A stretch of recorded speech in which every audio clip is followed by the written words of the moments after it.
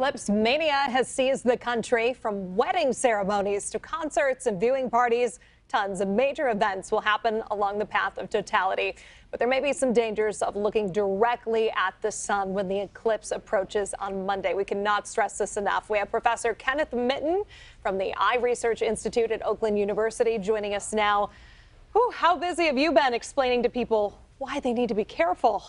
Oh, a little bit every day. Yeah. Yeah. Emails in the hallways, just typical things, relatives. Yeah. Texting. Yeah. You kind of feel personal obligation Yeah. there.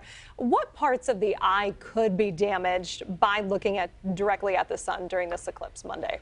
So basically, the parts, the outside of the eye that we see are okay, but it's just the light. Like this is a model of the human eye in cross section, and right at the back is just really the neural retina, and that's kind of the part of your brain that's outside of your brain cage. And neural retina is really part of your central nervous system.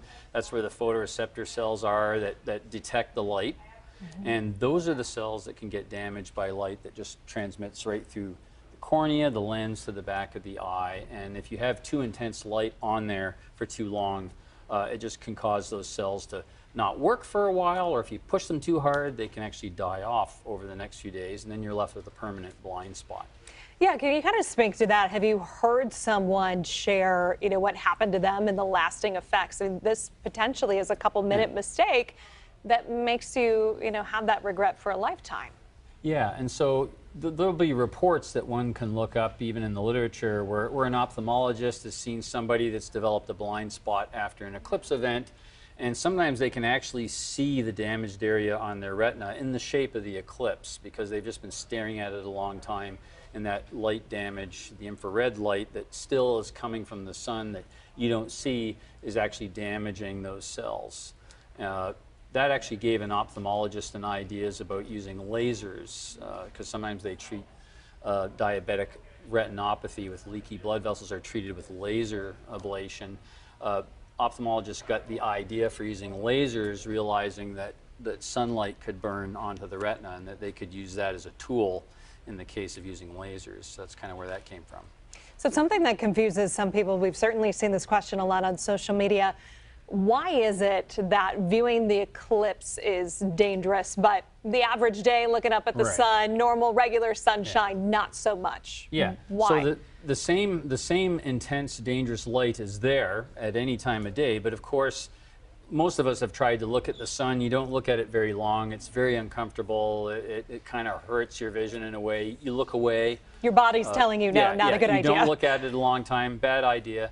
And your pupil also responds to the extreme brightness and closes down, which it would do, I'm sure, if you look directly at a studio light, you'll get a little image after image. The sun just does that so much more intensely, and your pupil closes down. That's also letting in less light, which helps protect you, and then you don't look at it. But in the eclipse, it kind of gets dark in the area. It gets very comfortable to look at. A lot of the visible light's blocked off. Your pupil opens wide, and you can just stare at it for 5 minutes. And what's happening is there's still that near infrared light coming that your eye doesn't perceive, but it's still damaging like the bright light, like the visible light would be. Your body's not giving that defensive reaction. Yeah. Okay, we know not to just use dark sunglasses. What do you recommend using instead? We know about these, but this is a little unique here. We've got a cereal box. Yes, the cereal box is really one of the safest ways, and this is just something I learned to do from a NASA website. You take a cereal box, you cut out one end, and you just make a screen with some paper. You make a viewing hole in the other end of the box here. You put some tin foil over another hole and just poke it with a pin, and you make a pinhole light camera. And so then if the sun was up behind me, I would use this. The sun will project through that pinhole. We'll focus it on here. And you can do this, make it in schools or at home. Everybody's got some cereal boxes or a shoe box. And that's perfectly safe because the sun's behind me. So if you have a little toddler, this is good. They'll like doing the projection, moving it around, sharing it, and they don't have to look at the sun at all. And so that's very safe. Perfect. Are you traveling or staying put? I'm just staying put because it's a really bet. Where will the clouds be in North America? Hey, for that, we'll turn to Kylie in just a minute. Professor Kenneth Mitton, thank you so much. Thank you. We appreciate it. And make sure you stay with CBS Detroit for our total eclipse special report. It's streaming Monday from 2 to 4 on CBS, the CBS News app. also on Pluto TV and CBSDetroit.com.